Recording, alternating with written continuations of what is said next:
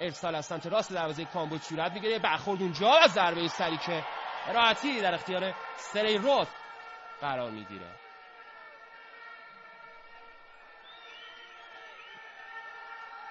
ارسال پشت محوطه جریمه، یه توپ اونجا میکاره، عالی به توپ ضربه میزنه.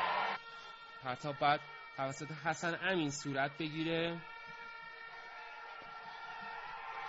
یه ضربه خطرناک به زبیر امیری در متن حرکات افغانیاس. این بازیکن یه ارسال اونجا انجام میده، یه حرکت و توپی که گل. حالا گل صورت میگیره و شک میگیره برای یار افغانی. بله پذیرفته شده. 1-0 افغانستان در دقیقه 42 جلو میفته از تیم ملی کامبوج. انقدر حرکت کردن از سمت چپ اونجا تا بالاخره تونستن قفل دروازه سریروش رو باز کنن. باز هم زبیر امیری اونجا در مقابل خودش میدید مدافع حریف رو، یه پا عوض کرد اونجا، ارسال رو به صورت کوتاه و با اشتباه ویسال و به طور نسبتا شانسی به یار همتیمی رسید و به زیر طاق دروازه کامبوج میزنه توپ رو. حرکت دیگری رو این بار از سمت راست میخوان انجام بدن، یه حرکت عالی هماهنگ پشت محوطه جریمه حریف، یک شوت و توپی که با ارسال به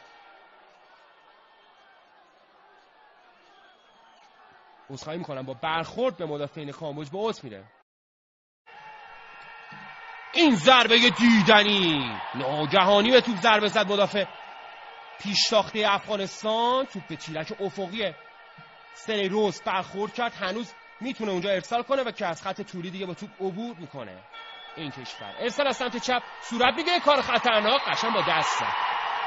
کاملا مشخص بود که یه گل مارادونایی خواست بزنه یار افغانی زبیر امیری و داورم دست به جیب میشه و دومین کارت زرد رو هم نشون میده خیلی مبتدیانه و آماتور. دو 4 نفر دارن حمله میکنن یاران افغانی از سمت چپ، یه ضربه و گل دوم.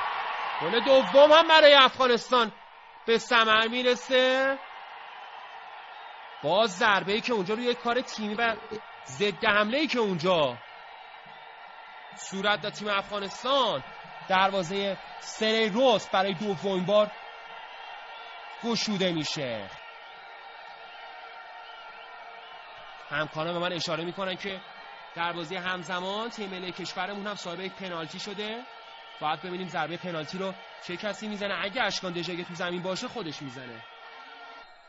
ارسال با عباسین علیخیر، یه ضربه یه سر عالی و سریروس. بله ایران هم 3-1 میبره بازی رو. حالا ما با یک روحیه خوب در صدر جدول قرار میگیریم. یه شوت زیبا و خوب گرفت، چقدر قشنگ گرفت در 2 مرحله. یه پاس تو در برای حسن مهدوی، خودش اونجا حرکت میکنه و گل سوم. بالاخره این بازیکن گلزنی میکنه. بازیکنی که فکر می‌کرده روی هوا موفق به گلزنی بشه، حالا روی کار ترکیبی موفق به گلزنی میشه. اختلاف به 3 میرسه. طبیعی بود که این بازیکن نتونه نقشه دروازه‌بان رو به خوبی ایفا کنه در این مسابقه. این حرکت عمقی، یه حرکت